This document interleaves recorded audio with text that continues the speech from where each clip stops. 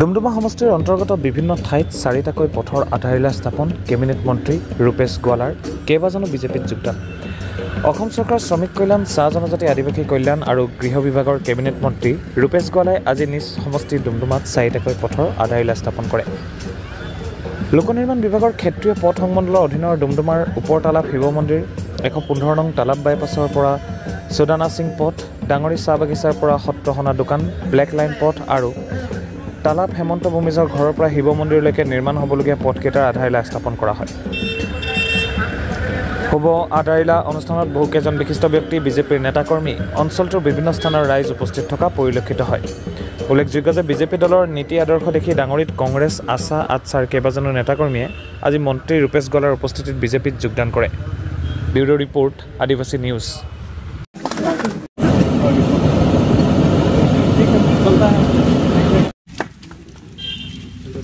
दो फर्क करके चढ़ा दीजिए होगा बाद में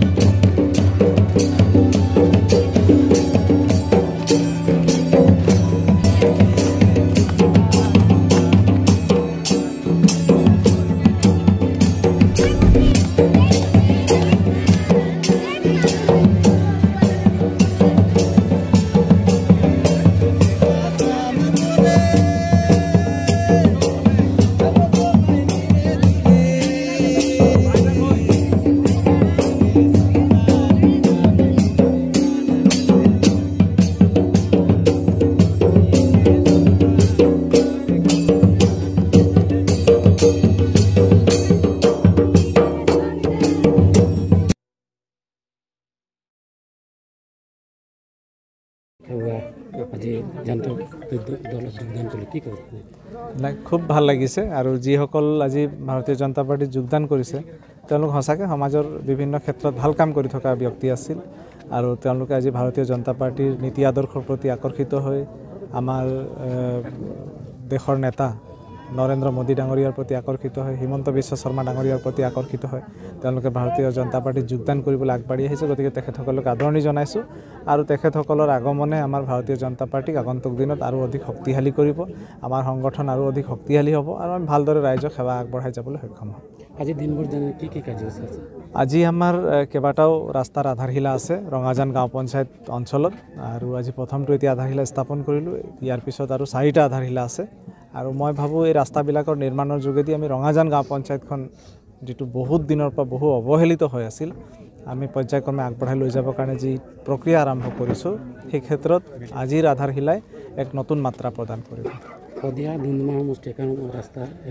দলমেট আছে ইতিমধ্যে আপুনি ঘোষণা কৰিছে এটি কেতিয়াবা টেণ্ডাৰ হৈ গ'ল আমি শদিয়া সমষ্টিৰ সন্মানীয় বিধায়ক ডাঙৰীয়াৰ লগত মিলাই এটা দিন আমি ঠিক কৰি আধাৰশিলা স্থাপন কৰিম কাম ইতিমধ্যে আৰম্ভ হোৱাৰ পথতে আছে গতিকে আমি এদিন আধাৰশিলা স্থাপন কৰিম আনন্দিত লাগিছে আজি যোগদান কৰি কাৰণ আমি বিজেপি দলৰ মানে কাম কাজবোৰ চাই আকৃষ্ট হৈছোঁ আৰু প্ৰধানমন্ত্ৰীৰ নেতৃত্বত বিজেপি চৰকাৰখন চলি আছে আৰু বিজেপি চৰকাৰৰ কাম কাজখিনি চাই খুবেই আনন্দিত হৈছোঁ আৰু আকৃষ্ট হৈ কিনে আজি ভাৰতীয় জনতা পাৰ্টিৰ দলত যোগদান কৰিছোঁ কি ক'ব আপোনালোকৰ মাজত এখন ৰাস্তা আধাৰশিলা কৰিলে আজি আমাৰ যিখন ৰাস্তা হৈছে বহুত সমস্যা হৈছিলে কিন্তু আজি ৰাস্তাখন আধাৰশিলা হ'ল আমি খুবেই আনন্দিত আৰু আমাৰ ডাঙৰী বাগান এইটো নুনিয়ামাটি বজাৰ লাইন চেঙেলি নগাঁও মানুহৰ অহা যোৱা মেইন ৰাস্তা আজি আধাৰশিলা হ'ল খুব আনন্দিত হিচাপে কি ক'ব মন্ত্ৰী ডাঙৰীয়া আমি ৰূপেশ গোৱালা ডাঙৰীয়াক আমি ধন্যবাদ জ্ঞাপন কৰিছোঁ আৰু অনাগত দিনত আৰু সুন্দৰকৈ কাম কৰিব বুলি আমি আশাবাদী কৰিছোঁ